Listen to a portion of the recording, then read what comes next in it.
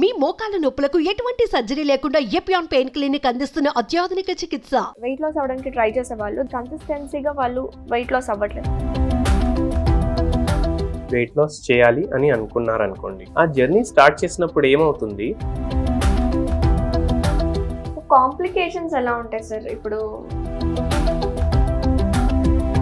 ఇప్పుడైతే మంచి బరువు పెరుగుతుంది. నమస్తే, వెల్కమ్ టు సుమన్ టీవీ. నేను మీ అనుష. వెయిట్ లాస్ అవ్వాలని ప్రయత్నించే వాళ్ళకి ఉసిరికాయతో చాలా లాభాలు ఉన్నాయి. సో ఉసిరికాయని ఏ విధంగా వాడుకుంటే మనం బరువు తగ్గడానికి హెల్ప్ అవుతుంది, ఇలాంటి విషయాలు మీరు కూడా వినాలనుకుంటున్నారా? సో వీడియోని ఎండ్ వరకు చూడండి. కంప్లీట్ డీటెయిల్స్ మనకి ఇవ్వడానికి ప్రస్తుతం మనతో పాటు ఉన్నారు ప్రముఖ homeopathy physician doctor Chetan Raj గారు. సార్తో మాట్లాడి మరిన్ని విషయాలు తెలుసుకుందాం. నమస్తే అండి. నమస్తే మేడం. ఎలా ఉన్నారు? ఫైన్. సార్, వెయిట్ లాస్ అవ్వాలని ట్రై చేస్తున్నారు కదా చాలా మంది. సో ఉసిరికాయ అనేది చాలా లాభాలు ఉంటున్నాయి అంటున్నారు. సో దాంట్లో ఉండే ప్రాపర్టీస్ ఏంటి, ఎలా వాడుకోవాలి, ఎలా ట్రై చేయాలంటారు? ఉసిరికాయ మనకి సీజన్లో బాగా దొరుకుతుంది అనమాట. సో దీంట్లో హై ఇన్ విటమిన్ సి ఉంటుంది ఇది, అండ్ రిచ్ ఇన్ ఫైబర్స్ ఉంటుంది. అండ్ ఈ రెండు మనకు వెయిట్ లాస్లో చాలా వరకు బెనిఫిషియల్ ఉంటాయి. ఓకే. సో దీన్ని మీరు పసుపుతోటి కంబైన్ చేసుకోండి. ఓకే. పసుపులో ఏమేమి ఉంటాయి? యాంటీబయాటిక్స్ ఉంటాయి, అండ్ యాంటీ ఆక్సిడెంట్స్ ఉంటాయి.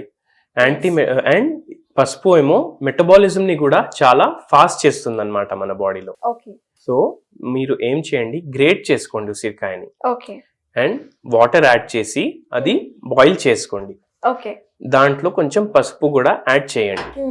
అండ్ ఇది డైలీ మీరు early morning daily 1 glass consume చేయండి, కషాయం లాగా చేసుకొని. ఇన్ ద లాంగ్ రన్ ఇది చాలా వెయిట్ లాస్ చేస్తుంది. ఓకే. ఎందుకు చూడండి, ఉసిరికాయలో హై మెటబాలిక్ రేట్ చేసేస్తుంది అది బాడీది. ప్లస్ విటమిన్ సి ఉంటుంది, which helps in weight loss. And fibre rich ఉంటుంది, సో డైజెషన్ కూడా ప్రాపర్గా అవుతుంది మీకు. అదే కాకుండా పసుపులో కూడా హై మెటబాలిక్ ప్రాపర్టీస్ ఉంటాయి. అండ్ ఉసిరికాయ ఏం చేస్తుందంటే ఫ్యాట్ ఫార్మింగ్ అవుతుంది కదా, ఫ్యాట్ సెల్స్ అవుతాయి కదా, అది కూడా ఆల్టర్ చేసేస్తుంది అనమాట. ఓకే. సో అందుకే ఇది చాలా బెనిఫిషియల్ అనమాట వెయిట్ లాస్ లో. వెయిట్ లాస్ అవడానికి ట్రై చేసే వాళ్ళు they are not maintaining the health, కన్సిస్టెన్సీగా వాళ్ళు వెయిట్ లాస్ అవ్వట్లేదు. సో హెల్దీ వెయిట్ లాస్ అవ్వాలి, కన్సిస్టెన్సీ మెయింటైన్ చేయాలి, ఎన్నాళ్ళైనా సరే సేమ్ అలాగే ఉండాలంటే ఏం చేయాలంటారు? మీరు బై ఛాన్స్ డయట్తో, ఎక్సర్సైజ్తో, లేదంటే హోమియోపతి మెడిసిన్స్తో వెయిట్ లాస్ చేయాలి అని అనుకున్నారనుకోండి, ఆ జర్నీ మీరు స్టార్ట్ చేస్తారు. ఆ జర్నీ స్టార్ట్ చేసినప్పుడు ఏమవుతుంది, within a span of 1 week to 10 days కొద్దిగా బాడీలో మార్పు రావడం అనేది మొదలవుతుంది. అప్పుడు మీరు వేరే వాళ్ళని కలుస్తారు, జనాలను కలుస్తారు. అరే నువ్వు బక్కగా కనిపిస్తున్నావు అనేసి వాళ్ళు ప్రేస్ చేస్తారు, పొగుడతారు. అప్పుడు మనకి అయిపోతుంది, మన బాడీకి, మన బ్రెయిన్కి, మన మైండ్కి, అరే what I have tried to achieve I have got అనేసి అక్కడ మనం డిస్టర్బ్ అయిపోతాం. ఇది ఒక మెయిన్ థింగ్, కన్సిస్టెన్సీ మీరు అడిగినట్టు. సో కన్సిస్టెన్సీ మెయింటైన్ చేయాలంటే ఎవరైనా ప్రేస్ చేసినప్పుడు కూడా మీరు అదే రెగ్యులర్లీ ఫాలో అవుతూనే ఉండాలి. అదొకటి. ఇంకోటి మీరు ఏం అడిగారు, రెగ్యులర్లీ ఎందుకు వెయిట్ లాస్ అవ్వదు అనేసి.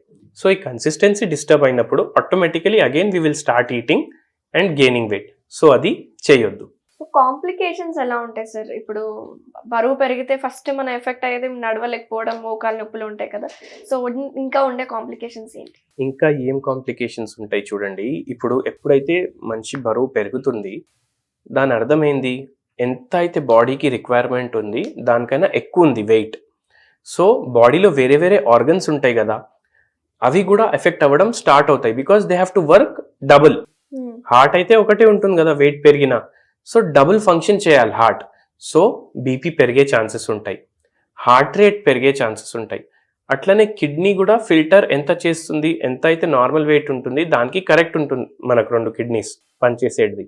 సో ఒకవేళ బరువు చాలా పెరిగిపోయిందంటే కిడ్నీస్ మీద కూడా ఎఫెక్ట్ అవ్వచ్చు, ఫ్రీక్వెంట్ ఇన్ఫెక్షన్స్ అవ్వచ్చు, రీనల్ ఇన్ఫెక్షన్స్ కానీ యూరినరీ ట్రాక్ట్ ఇన్ఫెక్షన్స్, ప్లస్ కిడ్నీలు ఫెయిల్ అవ్వచ్చు.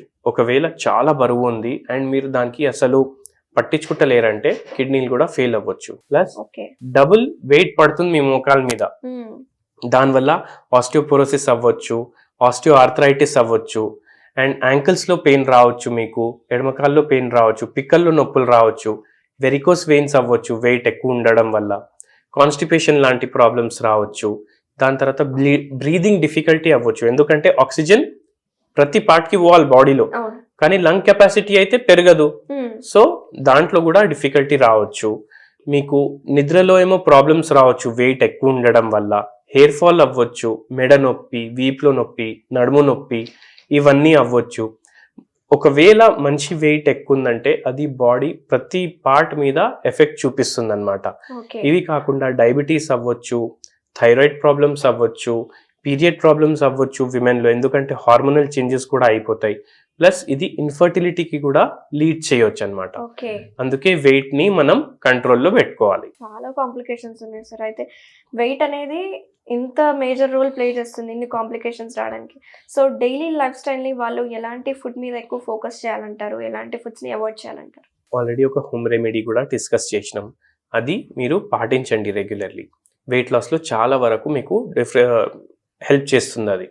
దాంతోపాటు ఫైబర్ రిచ్ కంటెంట్ ఫుడ్స్ తీసుకోండి. ఫ్రూట్స్లో చాలా ఫైబర్ ఉంటుంది, వెజిటేబుల్స్లో కూడా చాలా ఫైబర్ ఉంటుంది. సో ఎప్పుడైతే మీరు మీల్ తింటున్నారో రైస్ క్వాంటిటీ తక్కువ చేసి మీ వెజిటేబుల్స్ క్వాంటిటీ మీరు పెంచుకోండి. అండ్ వెజిటేబుల్ ఎక్కువ పోవడం వల్ల ఏమవుతుందంటే ఫైబర్ ఎక్కువ పోతుంది మన బాడీలో, దానివల్ల ఫుల్నెస్ ఏమో ఎక్కువసేపు ఉంటుంది మీకు. ఓకే. అది చేయండి. అండ్ మీరు రైస్ తక్కువ చేయడం వల్ల ఏమవుతుందంటే మీరు తక్కువ క్యాలరీస్ ఇంటేక్ చేస్తారు. రైస్లో ఏముంటుంది, కార్బోహైడ్రేట్ ఉంటుంది. 70% రైస్లో 1 kg రైస్ మీరు తీసుకుంటే బై వెయిట్, దాంట్లో 70% కార్బోహైడ్రేటే ఉంటుంది. సో రైస్ క్వాంటిటీ తక్కువ చేసి మీరు వెజిటేబుల్స్ని పెంచేస్తున్నారు. అది కాకుండా రెగ్యులర్ ఫిట్నెస్ కూడా చాలా ఇంపార్టెంట్. మీరు ఓన్లీ డయట్ చేసి 30 kg తగ్గించుకోవాలి, 40 kg తగ్గించుకోవాలంటే అది డిఫికల్ట్ ఉంటుంది. సో మీరు ఎక్కువ ఎక్సర్సైజ్ కూడా చేయండి. రెగ్యులర్ స్లీప్ ప్యాటర్న్స్ మెయింటైన్ చేసుకోండి. ఆకలి అయ్యే ముందు తినండి. ఆకలి అయ్యే ముందు ఎందుకు తినాలి, ఎందుకంటే ఆకలి అయిన తర్వాత మీరు ఫుడ్ తీసుకుంటే మీకు ఏమవుతుంది, ఎక్కువ తినేస్తారు మీరు. సో అది కూడా కంట్రోల్లో ఉంటుంది. థ్యాంక్ యూ చైతన్ గారు, చాలా మంచి ఇన్ఫర్మేషన్ ఇచ్చారు. Thank you so much.